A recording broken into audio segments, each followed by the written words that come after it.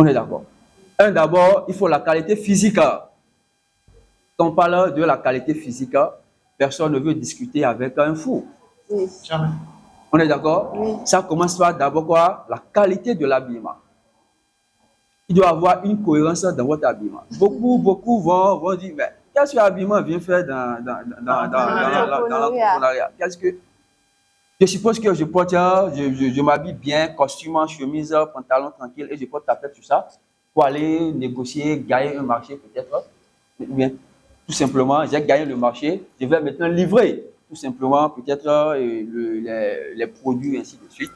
Et je m'habille n'importe comment pour aller. Déjà, il faut comprendre que la première satisfaction, c'est le premier contact. C'est ça. C'est très important. Et il y a cet aspect que beaucoup négligent dans l'entrepreneuriat.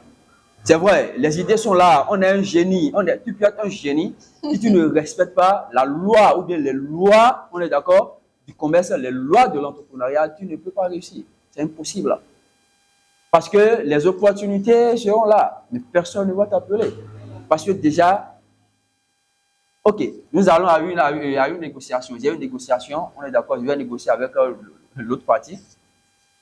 Je m'habille n'importe comment pour aller. Quelle image je donne déjà à ma propre personnalité?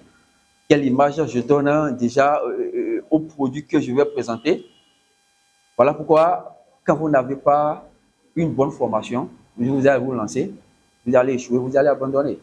Ça, c'est la première qualité. L'autre qualité, c'est quoi? Il faut être curieux. La curiosité. Je ne vais pas trop détailler, aller dans les détails, sinon on ne va pas quitter aujourd'hui. Il faut avoir le cran, il faut avoir l'audace. Parce que qui n'a pas l'audace ne peut pas se lancer dans l'entrepreneuriat. Il faut avoir une force psychologique imperturbable. À un moment donné, je vous assure, à côté d'une bonne formation, quand vous avez ces qualités, vous ne pouvez que réussir. Parce qu'aucun échec, on est d'accord, ne peut vous faire perdre le fil. Vous allez toujours vous relancer. Et échec, moi je ne parle pas d'échec à un moment donné. Moi je parle de l'expérience. Parce que s'il faut échouer 10 fois pour atteindre l'objectif, et voilà que toi tu échoues 8 fois, 9 fois, et tu trouves qu'il faut abandonner, sans savoir que l'objectif est déjà proche, qui a perdu. Tu as perdu tout ton temps à échouer. Il faut continuer. Tous les grands noms qu'on voit aujourd'hui, mais ce n'est pas, mais quand même, ce sont des années d'expérience. Voilà pourquoi moi j'encourage surtout les jeunes, et surtout les jeunes étudiants, les étudiants. Parce que moi j'ai un amour particulier pour les étudiants. Je m'entoure de la jeunesse. La jeunesse, c'est ma chose. Impacter positivement la jeunesse. Et je sais combien d'étudiants, combien de la jeune génération, j'ai vraiment impacté avec mes conseils, avec mes formations surtout, parce que nous sommes les gages de l'avenir de ce pays. Une jeunesse consciente, une jeunesse bien formée, une jeunesse déterminée. Je crois qu'à un moment donné, on va se sentir à l'aise. C'est ça. Intéressant. En parlant d'impact positif, quel futur projet vous avez en cours pour perpétuer votre impact positif? Il y a des projets. Justement, à l'endroit des étudiants. Bien sûr, il y a pas seulement à l'endroit des étudiants, à l'endroit de toute la jeunesse consciente qui veut se lancer dans l'entrepreneuriat. Vous savez, bon, c'est seul Dieu qui peut m'enlever cette force psychologique, parce qu'il ne faut jamais dire jamais. C'est ça. Là où je suis, personne n'est imperturbable, mais dans mes actions, je suis imperturbable. Pourquoi je dis ça? J'ai été étudiant, je sais comment ça se passe sur les bancs. Après les études, je sais aussi comment ça se passe.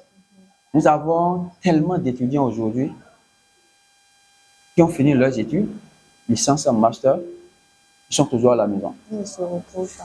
Donc les parents prennent toujours soin et qui n'ont aucune honte à toujours tendre la main aux parents. Est-ce que c'est de leur faute? C'est pas de leur faute. On ne va pas remettre la faute à 100% sur ces étudiants. Parce que c'est le système éducatif qui nous a formés comme ça, qui nous a formés pour être les bureaucrates. Et maintenant, nous, notre rôle, nous qui avions compris très tôt, c'est de faire quoi? C'est de les éveiller. C'est de les éduquer, tout simplement.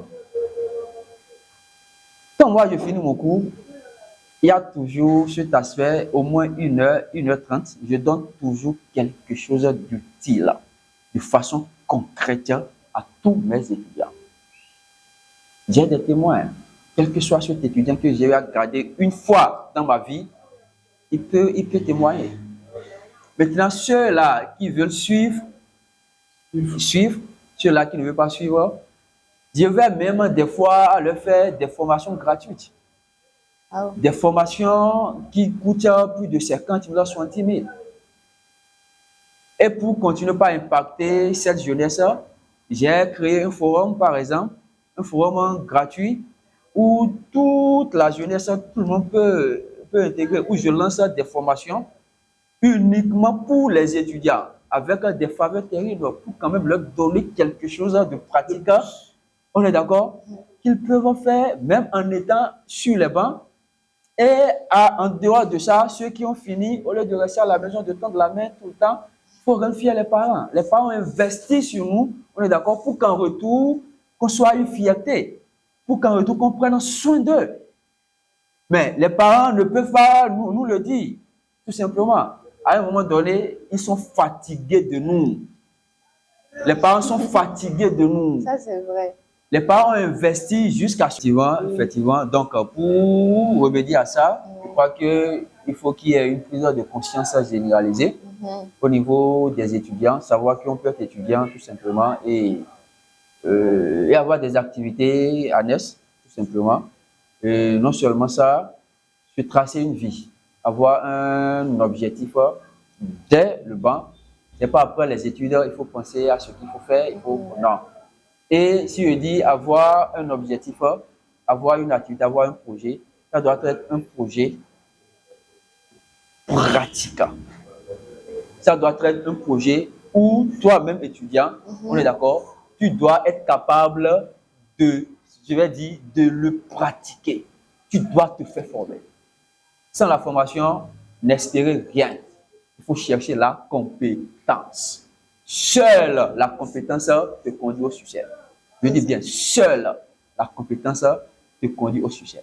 Maintenant, tu as cette compétence, il faut avoir le courage, il faut avoir le cran, il faut avoir l'audace de se lancer. Parce que quoi? Réussite égale action organisée. Et le plus important dans tout ça, tu as la compétence, tu as le cran de te lancer, on est d'accord?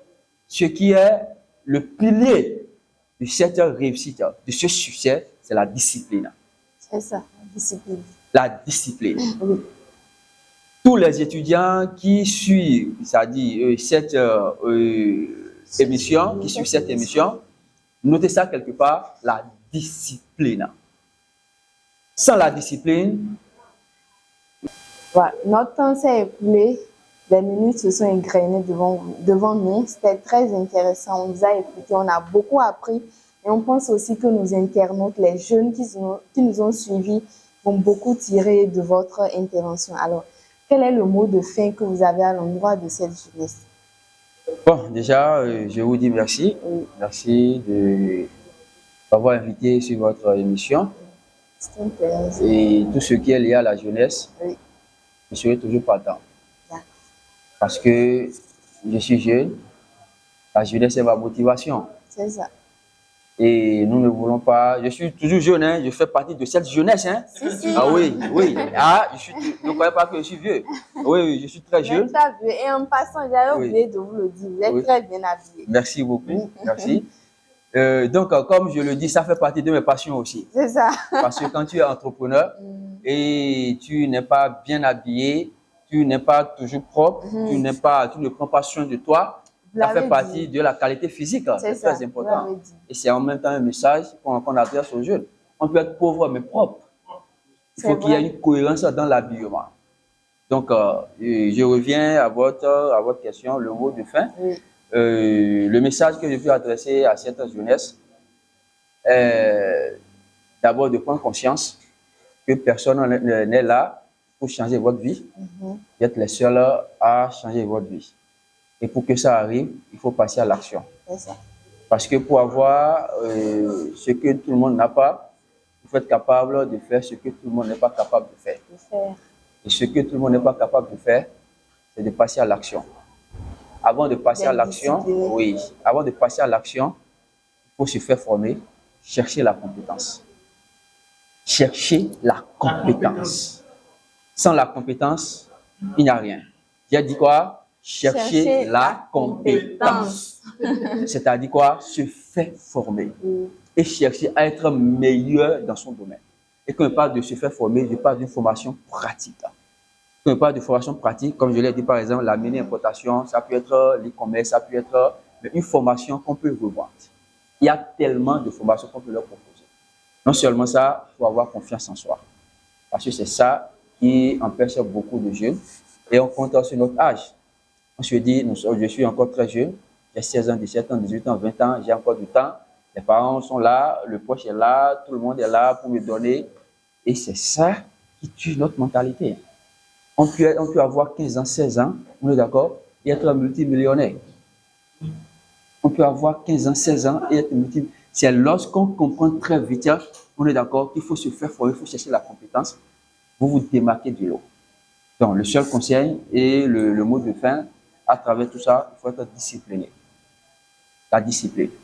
La discipline, la discipline. Merci. Tu peux avoir le meilleur projet du monde lorsque tu n'es pas discipliné. Et comme on l'avait dit aussi, quelqu'un qui a un téléphone Android, qui a une connexion, qui est capable de se connecter et n'arrive pas à se faire de l'argent à travers... C'est du gaspillage, non seulement du temps, de l'argent, du sang, c'est-à-dire de santé. Parce que la plupart, nous allons scroller sur les réseaux sociaux, tout ça. Ce temps, on pouvait prendre ce temps, un peu de ce temps, pour se cultiver. YouTube est un outil qui peut changer votre vie. Allez taper juste les mots-clés, faites-vous former et maintenant allez chercher des formations pratiques pour compléter et votre vie va changer. Merci. Merci beaucoup. Cherchons la compétence, soyons disciplinés, ayons confiance en nous. Merci, Monsieur Boubatunde, c'était un plaisir. On vous a écouté avec beaucoup de joie. Nous avons beaucoup appris. Merci, quelque chose à dire. Je vais compléter quoi, elle a déjà tout dit. Merci, c'était votre émission La Découverte. On vous donne rendez-vous très bientôt pour un prochain numéro. Ciao.